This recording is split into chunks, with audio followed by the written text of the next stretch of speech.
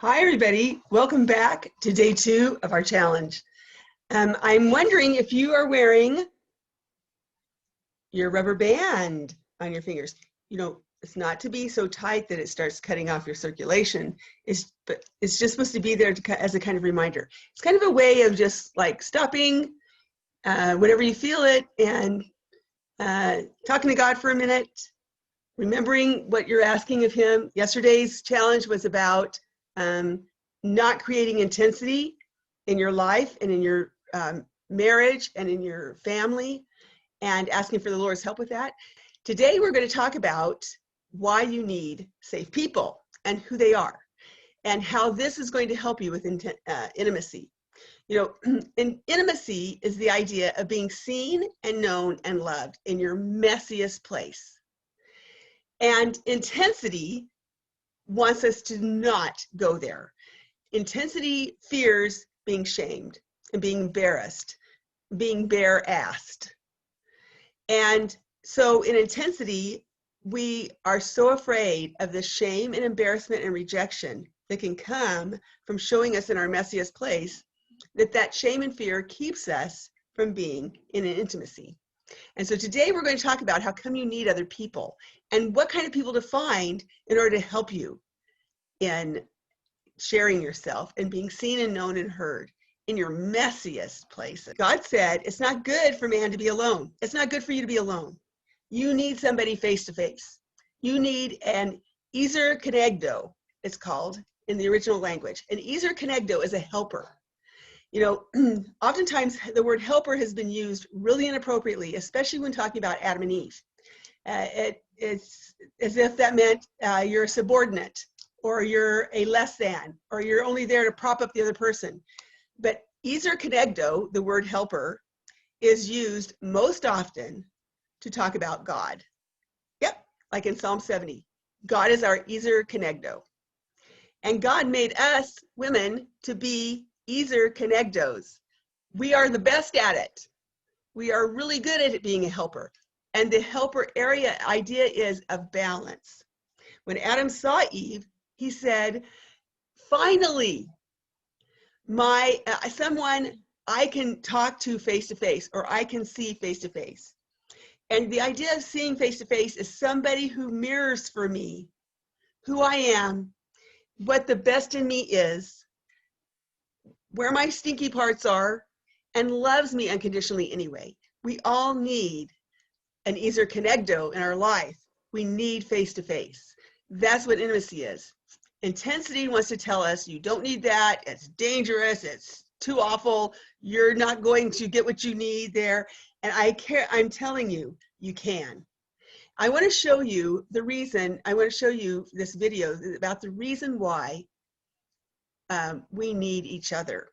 And while you're watching this, think about what it's like to be this little family of water buffalo here. If you'd like to pause and watch the video before continuing, click the link below. These buffalo, this herd of buffalo, are going to protect their own.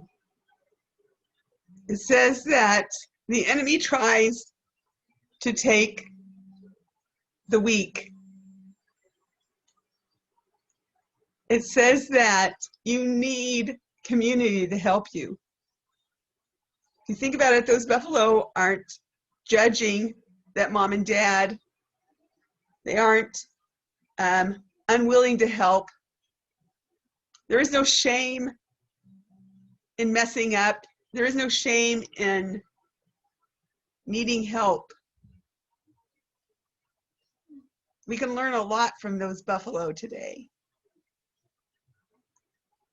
And what I want to teach you in the last little bit we have of our little lesson today is how to find your own water buffalo tribe and how to be that for somebody else.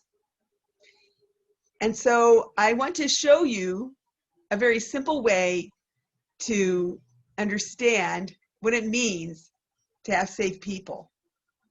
See, Jesus is the ultimate example of a safe person. John 1:14 tells us the 3 characteristics of Jesus. The first characteristic is that he came and dwelt among us. Dwelling among us means that he is there with us. In fact, that's why he came. And when we connect with each other, it's because we're dwelling together with each other in our realness. The second characteristic of Jesus is that he was full of grace. Grace means he's on our side. It means unconditional love and acceptance. It means no condemnation and no judgment.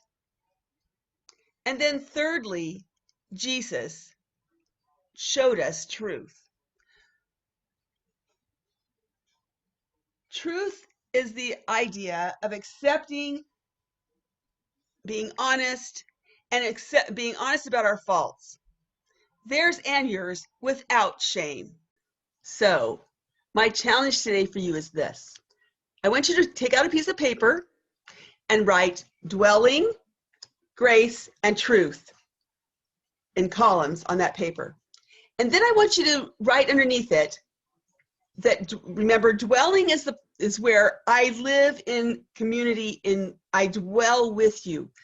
You know, when somebody lives in your home, they know all your, bowel habits and all your, fights and arguments with other people in the house.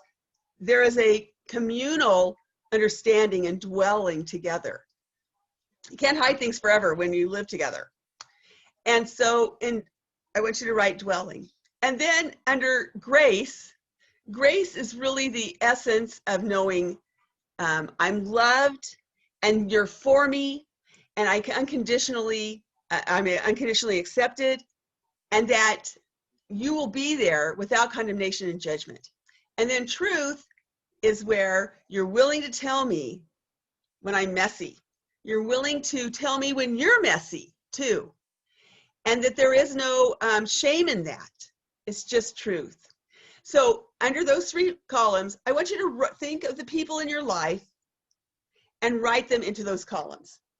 So maybe my husband is able to dwell with me, but I have a hard time with his truth.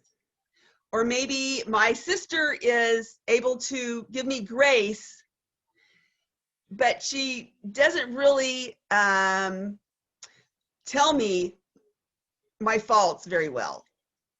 Or maybe put yourself in there also. Do you dwell with others well? Do you give grace and do you give truth? And I want you to kind of start looking at your water buffalo tribe. Who are people in your life? And by the way, you put people in there and say, oh no, this person doesn't do these things. Okay. Maybe they do 1 out of 3. Maybe they do 2 out of 3. Okay. But I want to make sure you put yourself in there too, because here's your challenge for today. Your challenge for today is to pick one of those characteristics and give it to the people you love. Maybe it's being in a place of dwelling with them. Maybe it's telling them the hard things that are hard for you to tell about yourself and them. Maybe it's giving grace and unconditional love and saying, I don't judge you and condemn you here. And I want you to practice one of those today. Now, the other thing about this is, pick your safe person you're going to share this with. Now, it may be that you decide to share your intensity versus intimacy score in a test you took. It may be that you decide to share some place where you are feeling kind of nervous and ashamed. It may be where you ask for their honest truth about something in your life. Pick a place and a person and share with them today. That's your challenge. See you tomorrow. Bye.